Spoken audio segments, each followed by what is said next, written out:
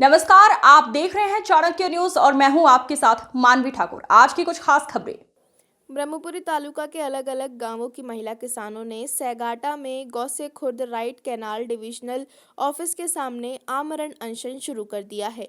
उनकी मांग है कि किसानों को गर्मी के मौसम में गौसे खुर्द प्रोजेक्ट की राइट कैनाल से पानी मिले। 15 दिसंबर से चल रहा यह विरोध प्रदर्शन तीसरे दिन और तेज हो गया है और प्रदर्शनकारियों का आरोप है कि प्रशासन वादों के अलावा कोई ठोस कार्रवाई नहीं कर रहा है।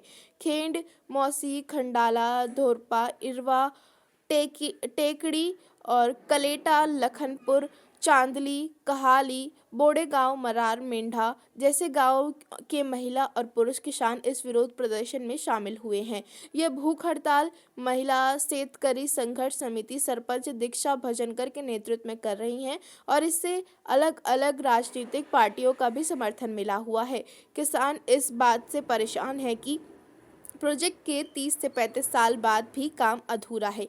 प्रदर्शनकारियों का कहना है कि पानी की कमी से धान और दूसरी फसलें खतरे में हैं और कर्ज बढ़ गया है। इस बीच भूख हड़ताल कर रही दीक्षा भजनकर और सीताबाई नागोसे की तबीयत बिगड़ गई थी। 18 दिसंबर को सुपरिटेंडेंट इंजीनियर राजेश पाटिल से बातचीत के बाद एमएलए बंटी भंगड़िया ने 20 दिसंबर को कोई ठोस फैसला देने का वादा किया था। हालांकि प्रदर्शनकारियों ने पक्का इरादा कर लिया है, जब तक असली पानी नहीं छोड़ा जाता आंदोलन जारी रहेगा। आम्ही 10 दिवसांपूर्वी नोटीस दिली आहे। वारंवार सातत्याने आमचा संबंध आहे। आम्ही रिक्वेस्टच करतो आहोत आणि म्हणून आम्ही डॉक्टर बाबासाहेब आंबेडकरांच्या संविधानाने चालणारे आहोत आणि म्हणून संविधानाने इथे बसलेले आहोत आणि म्हणून मी चॅनलच्या माध्यमातून सांगतो, जर तुम्ही तात्काळ निर्णय घेतले नाही तर उपोषणकर्त्या महिलांसोबत मी पण इथे बसणार आहे आणि तुम्हाला पण इथे बसावं लागणार आहे। अन्यथा आम्ही शेतकऱ्याच्या वतीने इथे काही तुम्हाला हलू देणार नाही आहोत। साहेब माहीत पाहिजे तुमची बाजू काय, त्यांची बाजू काय, त्यांची बाजू आम्ही ऐकली, तुमची बाजू काय आम्हाला। 2010 मध्ये उजव्या कालावर एक भिंत सरकली होती रिटेनिंग वॉल, तर त्याचं रिपेअरिंगचं काम आता आपण हाती घेतलं आहे। गेल्या वर्षी 2024 मध्ये काम चालू झालं आणि ते 6 ठिकाणी असा प्रॉब्लेम आहे आपल्या उजव्या कालावर। 6 ठिकाणी आपल्याला काम करायचं आणि ते काम जे आहे ते साधारणतः किलोमीटर 21 ते 44 या दरम्यान आहे, 6 ठिकाणी। आणि त्यातलं काही काम आपण गेल्या वर्षी सुरू केलं, 21व्या किलोमीटरचं काम बऱ्यापैकी पूर्ण झालं मधल्या लेवलपर्यंत आणि तिथपर्यंत आपण पाणी देऊ शकतो यावर्षी 22व्या किलोमीटर। आणि वरिष्ठ स्तरावर आमची चर्चाही झाली, सगळ्या अधिकाऱ्यांशी मी बोललोच होता।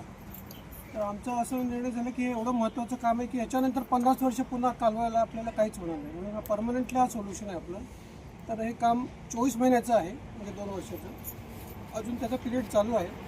तर यावर्षी त्याला फुल फ्लेज काम करू द्यावं अशी आमची नियोजन आहे आमचं। 21 ते 44 किलोमीटर 21 ते 44 या दरम्यान जे काम आहे 6 ठिकाणी, हे पेंडिंग काम आहे। हां, हे पेंडिंग काम आहे, बांधकाम आहे, तर ते पेंडिंग आहे, तर ते करू द्यावं। आणि म्हणजे इरिगेशन आम्ही पाणी रबीला जास्त सोडणं अपेक्षित आहे आणि काही ठराविक 60% एरियाला उन्हाळी धान देऊ शकतो आपण, 60% पूर्ण एरियाच्या।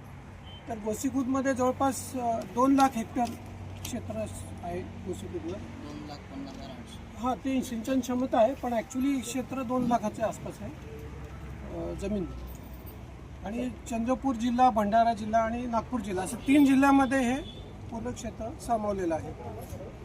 तर आमच्याकडे धरणाच्या बॅकसाईडला मोठ्या मोठ्या उपसा सिंचन योजना बनवल्या आपण आणि गेल्या वर्षी आपण खरीप आणि रब्बी मिळून 1.25 लाख हेक्टरला पाणी दिलेलं आहे। मागच्या वर्षी 1.25 लाख हेक्टर, 1,25,000। आणि दरवर्षी आमचं इरिगेशन 10,000 हजारने वाढवायचं प्लॅनिंग आहे। पहिले आपण 90वर होतो, मी आल्यानंतर 1 लाखाच्या वर गेलं ते, म्हणजे असा आमचा प्रयत्न आहे की जास्तीत जास्त 2 लाखापर्यंत घेऊन जायचं हा क्षेत्र। तर त्या दृष्टीने हे कामं होणं आवश्यक आहे, कारण इथून पाणीच पास होत नव्हतं, अर्धच पाणी पास व्हायचं कॅनॉलमध्ये 21व्या किलोमीटरला। आता ते कॅनॉल, ती भिंत आम्ही तोडून टाकली आणि वाईड केला कॅनॉल, त्यामुळे आपलं पाणी पुढे जाऊ शकतं। तर असे जर काम आम्हाला 6 महिन्यात करता आले तर पुढे म्हणजे सिंचनाचं ॲक्च्युअल सिंचन वाढेल पुढच्या वर्षी, कारण पुढे जवळपास 100 गावांचा प्रश्न आहे पुढच्या आणखी। त्यामुळे सगळ्यांचा विचार करूनच आपण काम करत असतो, नियोजन करत असतो। तर माझी म्हणजे नम्र विनंती आहे की आपण हे प्रॅक्टिकल अडचण समजून घ्यावी. तरी सुद्धा मी 2-3 दिवसामध्ये हा निर्णय सुद्धा बदलू शकतो आपण, असं नाही म्हणत मी. पण ते वरिष्ठ स्तरावर म्हणा किंवा काही दुसरे बाबी आहेत, त्याला कंगोर आहेत काही, तर ते सगळं ते माझ्या हाताआधी पिरियड दिला होता तुम्हाला. पिरियड दिला होता पण आज निर्णय नाही झाला. नाही सर, आजच्या स्थितीमध्ये त्या बा उपोषणकर्त्या दवाखान्यातून आल्या.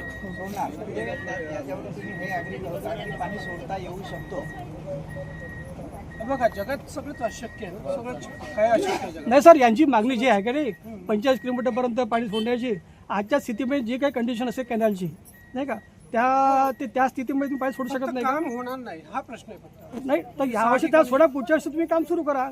हा जो तुम्ही चांगला गोल्डन मीन काढा ना सर. मग तो निर्णय आहे की नाही, तो निर्णय आहे तो वरिष्ठ स्तरावर घ्यावा. किती किलोमीटर पर्यंत काम आहे? 21 ते 44 ते 44 6 ठिकाणी काम 21 ते 44. मागील वर्षभरात सर किती मग काम करण्यात आलं? जवळपास 15% काम झालं आपलं. तरी झालं 500 मीटरचं काम झालं. म्हणजे 4.5 किलोमीटरपैकी 500 मीटरचं काम झालेलं आहे. कामं तर बंद आहेत ना? नाही चालू झाले आता यावर्षी. काहीच कामं नाही साहेब, फक्त कटिंगचे कामं केला साहेब आहे ना साहेब. तुम्ही कामच नाही केले, फक्त कटिंग केल्या. तुम्ही पाडीची कटिंग केल्या, एकही काम चालू नाही, कुठंच काम नाही. तर 4 तारखेचा माझ्याकडे ते कॅनलचे फोटो सुद्धा आहेत, तुम्हाला व्हॉट्सअपवर पाठवू का सर? कामं चालतील ना काम तसं? कुठंच नाही आहेत. नाही, हा कालवा मोठा आहे तर पाणी पाणी खूप असते. सर, यांच्या मागण्याप्रमाणे पाणी सोडून द्या, पुढच्या वर्षी तर रिपेअर करा. थोडंसं गोल्डन मीन काढा सर. आपण तर हा निर्णय ना मी आमच्या कार्यकारी संचालक जे आहेत त्याशी बोलून घ्या सर, त्याशी बोलून घ्या. त्या समोर तर सांगतील काय ते. फोनवर निर्णय पाणी देऊ शकतो का 45 किलोमीटर पर्यंत आपण आता या स्टेजवर? या स्टेजला हो किंवा नाही? नाही, आता आम्ही तर नाही द्यायचं ठरवलं ना, 22 पर्यंतच द्यायचं ठरवलं. परंतु जर तुम्ही एक मानवीय यावेळेची अडचण लक्षात घेऊन लक्षात घेऊन तुम्ही करायला पाहिजे. येस तर तुम्ही 2-3 दिवसात होतो म्हणता, तर ते याचा अर्थ तो होऊ शकते. उपोषण सुरू झालं हेही तुम्हाला माहित आहे. उपोषण सुरू झालं त्याच्या आधी पण हे लोक तिथपर्यंत पण नागपूरला त्याचे येऊन परिणाम पण वेगळे होतात ना. फायनान्शियल परिणाम होतील, काही आर्थिक परिणाम होतील. त्याला जबाबदार कोण राहील हा प्रश्न. जाऊ द्या ना, व्यालू वाढेल. गोष्टीखुर्द प्रकल्पाची व्यालू वाढेल सर. यंदाच्या मास फक्त पाणी द्या, पुढच्या वर्षी काम करावं लागेल. 300 करोडचा हा काम होता. कितीतरी बरं, करोड मी पॉझिटिव्हली मांडण्याचा प्रयत्न करतो. थोडं मला वेळ द्या. नुकसान तर होतच आहे. मला वेळ द्या थोडासा. आर्थिक थोडा वेळ द्या. रेती चोरल्या गेली आपली. आता किती वेळ ती होता? त्यांना आणावंच लागेल ना रेती. कुठे तर तो कुठे पळून जाणार आहे का? तुमचं महसूल मंत्री परमिशन नाही देणार. नाही, पण मला इथे थांबवून काही नाही, प्रॉब्लेम. तुम्हाला विनंतीच केली नाही. ऐकून घ्या. जाऊ द्या तिथे. खरं म्हणजे मला ऐकून घ्या. चर्चा आम्ही केली नाही का साहेब? चर्चा 20 नोव्हेंबरला तुमच्याशी झाली, डिटेल झाली.